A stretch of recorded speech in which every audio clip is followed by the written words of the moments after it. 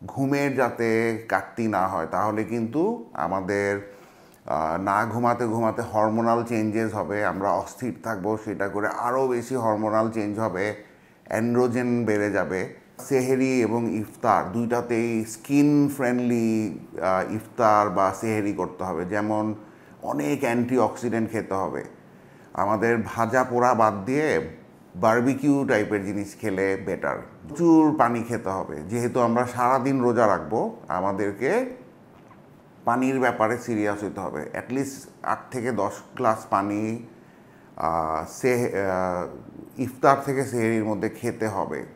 ঈদে যাতে আমাদের স্কিন ভালো থাকে সেই জন্য আমরা বিভিন্ন ধরনের ক্রিম, ময়েশ্চারাইজার, লোশন, তারপরে সানব্লকার অতিরিক্ত মাত্রায় বেশি মেখে ফেলি। আসলে এত দরকার নাই, প্রয়োজন না হলে না জোর করে রমজান মাসে এত কিছু মাখা যাবে না।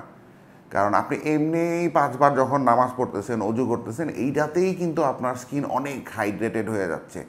বারবার ময়েশ্চারাইজার দেওয়ার দরকার নাই। এই রমজানে নিজের পাশাপাশি আপনার ঘর এবং টয়লেটকে রাখুন পরিষ্কার এবং জীবাণুমুক্ত। নতুন বেস্ট এভার হারপিক এখন 5 মিনিটেই পরিষ্কার।